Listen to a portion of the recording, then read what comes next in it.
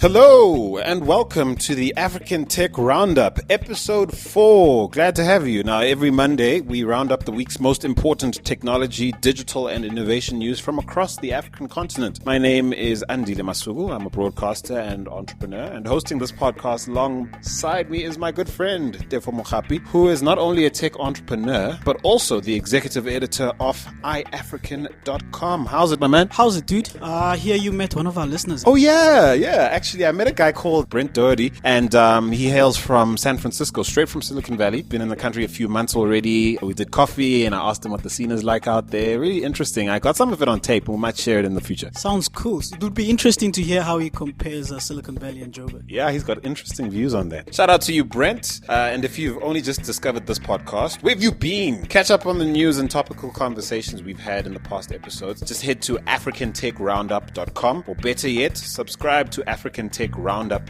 in iTunes or on SoundCloud, and you'll never miss a thing. So coming up is the news and then our discussion, where this week we ask the question, are tech and innovation hubs in Africa effective? But before we get to all that, the African Tech Roundup is supported by lean startup Joburg, the internationally acclaimed 3-day intensive workshop that gives you the ability to build disruptive products. Get with the program, people, and learn how to fail fast and succeed even faster. Visit bit.ly/leanjosie, or find them on Facebook at facebook.com/leanjoburg and on Twitter at Lean Joburg. Now, in last week's show, we led with the news that the internet had been shut down in Burundi following protests in that country. Therefore, you've got a mate you heard from out there. Yeah, apparently the internet is shut down, so that part is true, and mostly affecting instant messaging and social media. But if you know someone or you have someone in Burundi that you'd like to get in touch with, Telegram works, the app Telegram.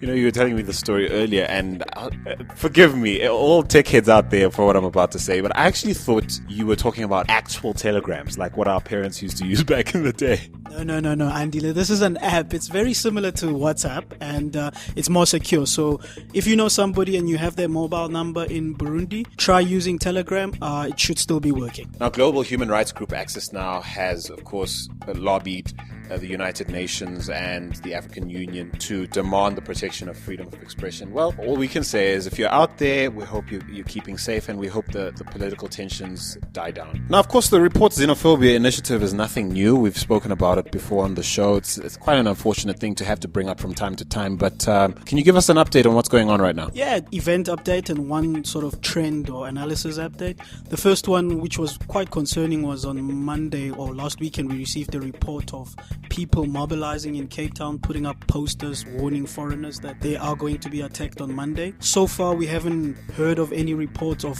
foreigners being attacked, but the posters did go up. And then, of course, there's reports of other sort of protests that have nothing to do with xenophobia spilling over and becoming xenophobic. If we look at historical data and even data that we received once the platform went live, is that the pattern we're picking up and analysis we're picking up, given the data that we have, is that once you have service delivery protests in various areas, townships, etc., they slowly start spilling over. People start taking their anger out on foreigners, and they start with looting foreigners, foreign-owned shops. I suppose all we can ask for is vigilance on the part of anyone who's listening to this podcast. We ask that you support this initiative by heading over to reportxenophobia.co.za.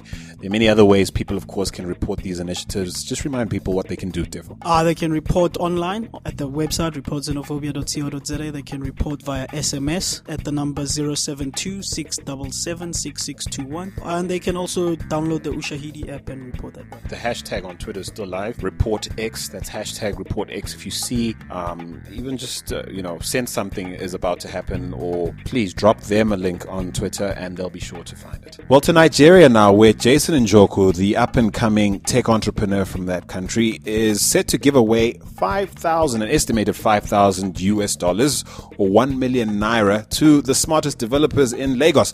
The thing is, this guy has created a name for himself by building a company called Iroko TV, done deals with the likes of Star Times, Netflix, and now I think he's looking to pay it forward and definitely develop talent in that country. It works in two ways. Iroko is looking to hire more than 20 developers of different skill sets in Lagos. They've already got developers in their New York office, so they're looking to hire local tech talent in Lagos. But how this prize works is that whether or not you decide to take up employment with Iroko, you still get your 1 million naira. And they say that experience isn't even necessary. All it comes down to is the ability to code, and I think that's great. Yeah, I mean, this is promoting tech skills, and if you look at how tech skills are acquired by most of us and most techies, is that most are self-taught, so this is good. So big news some months back was the fact that MTN acquired a controlling stake in AfriHost. Soon after that, I kind of moved to AfriHost from the ISP that I was with before. And this week, AfriHost was getting smacked on Twitter, man. Yeah, they're smacked on Twitter simply because the mother company, MTN's data center in Gallo Manor, suffered a DDoS attack. Now, for some of our listeners who are not familiar what a DDoS attack is, DDoS stands for a distributed denial of service attack. This is where, to put it quite simply, somebody floods your network or your servers with traffic so that they're not able to work. Yeah, and people were complaining online, speculating that MTN's involvement in this company now and owning it in the way they do has affected the soul of the company and that kind of thing. What do you think of that kind of talk? No, anybody can suffer a DDoS attack. It's like somebody robbing your house or something like that. I mean, somebody just decides one day they're going to flood your network, they flood your network. So I wouldn't really put it on MTN. Yes, there are measures that they could have put in place to prevent this, but yeah. And also people's issues with their perception of perhaps customer service levels dropping and that kind of thing has nothing to do with what happened this week, right? Nothing to do with it, but we'll touch on AfriHost customer level support. Yeah, man. I know not everyone's happy with them at the moment, but I guess we need to be fair. To South Africa now, where the ICT Charter will no longer be a guideline after October 2015, as only generic BEE codes will come into effect. What's this going to do for the industry? Let's first explain for our non-South African listeners what the ICT Charter was about. BEE is an abbreviation for Black Economic Empowerment, and what that was a policy by government to try and fast-track transformation in various industries and business by sort of nudging companies and private organizations to give shareholding to non-white shareholders. Now, with the ICT Charter, with every industry, they had charters. There was the mining charter, I think there is a retail-related charter, and with ICT, there is this charter called the ICT Charter, which was supposed to be a guideline for informing how companies go about transforming and involving more black people in their businesses. This has been in planning for 10 years and has never really been adopted or finalized, as various stakeholders have had issues with it, and some companies have implemented what they call equity equivalent policies, whereby instead of giving equity to black business people, they take the money value of that equity they could have given out and do social for good projects, or they do all sorts of foundations.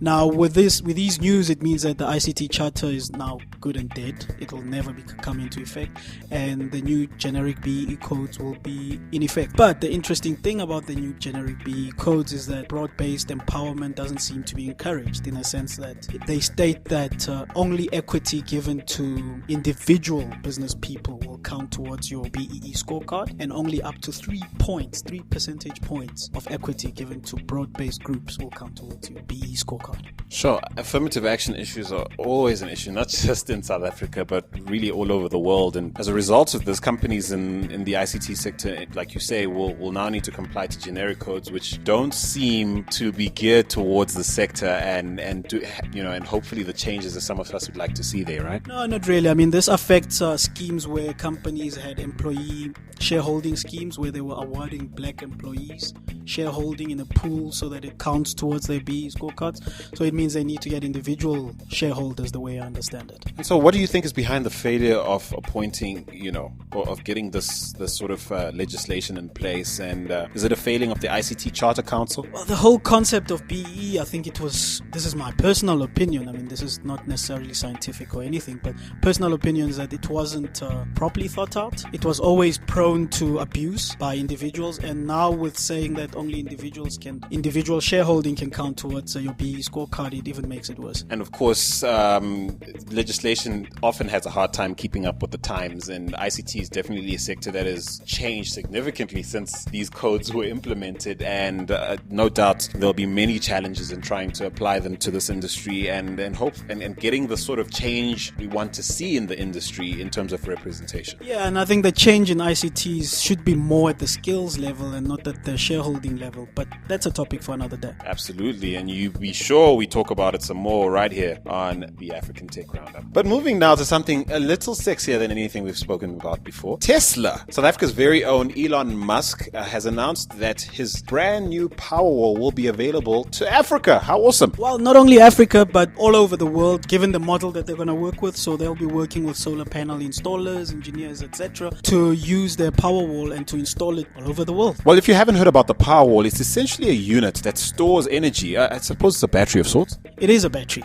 So basically it comes in two formats. A unit that, a 7 kilowatt hour unit for $3,000 and a 10 kilowatt hour unit for $3,500. And that's of course excluding inverters and installation and that kind of thing. And the idea is for delivery to take place in late summer of the Northern Hemisphere, which is about July, September 2015. And now Tesla's explained that, like you said, they'll be rolling out to the entire world. But right now the Powerwall is only available through solar installers, utilities and energy companies who can offer Powerwall with installation. But in time, I'm sure it'll roll out to consumers directly. I mean, this is, typical. This is launch. They're going to test the market, put it out there, see the adoption rate. And talking of adoption, unfortunately, if you didn't order last week, it's now sold out. That's incredible. I mean, this dude is famous for his efforts to try and get people to Mars, that amazing car. I say amazing, I have never even seen it. I just like the vibe.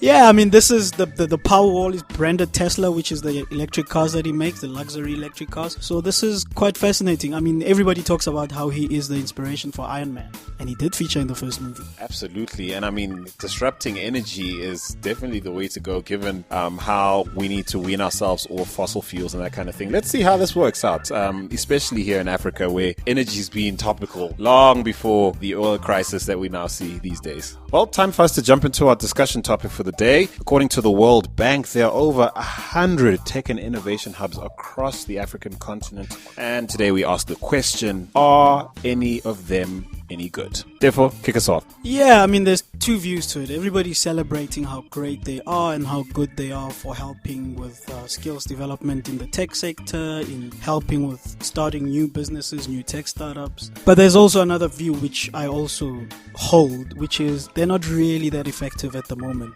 Well, look, Defo, you're not the only one who holds that view. Certainly, Mark Essien, who is the founder and CEO of the Nigerian tech startup Hotels.ng, is of the mind that they're doing it all wrong. He figures the environment that they create doesn't lend itself to supporting the people who actually make winning a reality in real life. And he makes an argument for what a real incubator should look like. In fact, he doesn't like the term incubator. He rejects it in favor of accelerator, where he feels that a certain kind of individual already on their way to making something happen ought to be supported, as opposed to creating a almost classroom environment where people come in search of aid and information and are sort of lectured their way to success. Is that how you feel? Well, partially, but I think for me, I hold a similar view, but it's slightly different in that I find that most have become more like slacker communities where people just come in. Some just hop in, day out, doing absolutely nothing. So for me, my gripe with most incubators or tech hubs is that they don't have a process or a program or a methodology in place where, one, how they filter people who come in or members. Secondly, how they take them from point A to point B. I believe they should be outcomes based and not just become slacker communities. Perhaps someone listening right now hasn't been exposed to the innovation hub scene and that kind of thing. Is it really just a co-working environment where you sort of just sign up and get free Wi-Fi and hypothetically meet other people who might or might not help you get your startup off the ground? Is that what it is essentially? That's what it's become. Literally co-working spaces, as you said, get free Wi-Fi and affordable good coffee. But I don't think that's where they should go. But I do, on the one hand, I do commend them for starting them because it's much needed. We need to do something. You need a program in place of, one, how to filter people who become members so that you add value to that hub's community. Secondly, a program that is outcomes based in terms of, once you're a member, once you're a startup that's already got a prototype or something going, how do we get you from point A to point B, whatever point B you define as? I feel that it's pretty much an oversimplification of what makes Silicon Valley work. That a lot of what these hubs are trying to replicate is what's perceived to be how Silicon Valley works. And I think how Silicon Valley works is a complex, quite frankly, a discussion for another time. But I think what's happening is people take what looks good about it and somehow thinking that if you just throw them all together, good ideas will come out and make money. I don't think tech and innovation hubs should just go as being co-working spaces and free Wi-Fi and coffee places. I think it's quite telling when you have a guy like Mark Essien being negative about the concept in general. And I mean, if you consider Konga, Wakanao, Iroko, companies like that in Nigeria, for example, none of which came out of the hub scene, and then ask yourself how many big names like that did. Very few. Again, I'm very pragmatic. If we look at outcomes and if we had to go through the whole list of 100 and say who came into this hub and who came out, or how did they come out of the hub, probably say a handful. One of the more prominent hubs on the continent, certainly a lot of moving and shaking seems to be happening in Kenya at iHub, and of course they proudly proclaim the fact that at least 150 odd companies can trace their success stories back to them. The iHub is doing great work. So my question then becomes, and perhaps our listeners can help us answer that question: how do we as a tech community assist the hubs in becoming a relevant source of future talent? Again, you look at the continent, and I'm talking the continent for sub-Saharan Africa. Let's go back to the root of the problem, why we're not producing the best tech startups or the best technology or etc. Or we're producing very little of it. I think it goes back to skills, and skills is not something you develop overnight. Studying STEM skills, which is science, technology, engineering and mathematics skills, at a very young age. So the schooling system and the communities around where children grow up need to encourage the children to learn those skills. I suppose on one hand, what confuses me is that Silicon Valley seems to have an environment where failure is almost encouraged. There isn't a stigma attached to failure the way it might do here on the continent, and there seems to be a purposefulness to that failure. I struggle with the Innovation Hub concept, where there's the challenge of creating a culture in perhaps people who come from an environment where failure is looked down upon, to think outside of the box and innovate, but at the same time be held to account more strictly. But again, it goes to a little bit about the skills part. Take, for instance, as an example, a guy who manages to drop out, like Zuckerberg or Gates, who drops out of Harvard and pursues a tech startup. Dropping out of a varsity in Africa, your parents would strangle you and that you'd be considered a failure. But just take into cognizance that to enter Harvard, you already need to have been a certain level of intellect. So dropping out of Harvard cannot be equated to dropping out of most of our local universities on the continent. So already the education system, again, has prepared this person that by the point they're in first year, second year of Harvard, if they have an idea, they can pursue it, whether it succeeds or not. Coming back to the whole failure thing, it's also about culture. I don't think Africa is conducive to failure in terms of, firstly, our culture as a people. Most African parents, the only career that they see is doctor, lawyer, accountant, teacher, or something very professional. And if a child goes and says, I want to become anything outside those or start my own thing, whether it be in creative arts or in business, then it's a big issue. So I hear you on that. So the very quality of the people these incubators are attracting might not be to the caliber of what Silicon Valley attracts, for example. Ironically, these incubators kind of mirror what the status quo in a sense, because they're inviting people to come and sit down and learn or hang about, or, and hopefully by some form of osmosis, at worst, of course. And this is not to slag all of them or paint all of them with the same brush, but certainly there's a certain level of dependence on the very organization for you to succeed, as opposed to sort of enabling you to find solutions and create something that could stand on its own. And I'm quoting here Mark Essien in an article he wrote recently, where he says a working incubator, in his opinion, is one where the focus is on finding the very best founders, giving them leeway to figure things out, looking at bi-weekly growth metrics, creating equal partner discussions with founders, and having people show the founder specific technical things, finance, marketing, etc. Do we need more accelerators and fewer? I think it doesn't matter what we call them, but what matters is, as you say, is weekly metrics, certain methodology in place. And also, I think there's too much talk about funding tech startups in Africa. I think even before we get to the venture capital talk in Africa, we should start on the skills side. That feeds into the whole ecosystem.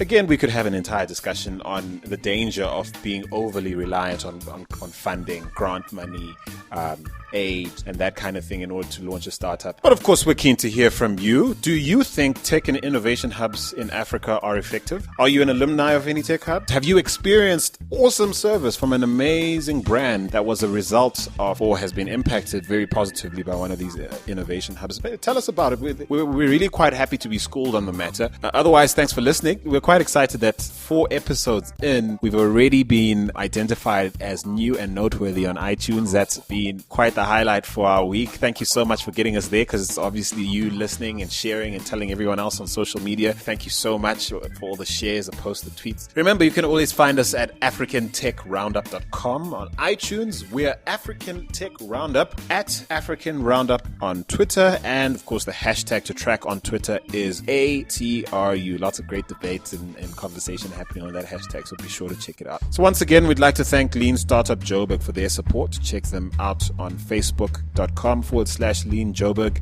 and of course on Twitter at Lean Joburg. And that's it. Till next week, from me, Andile Masugu, and Tefo Mohapi. cheers, guys.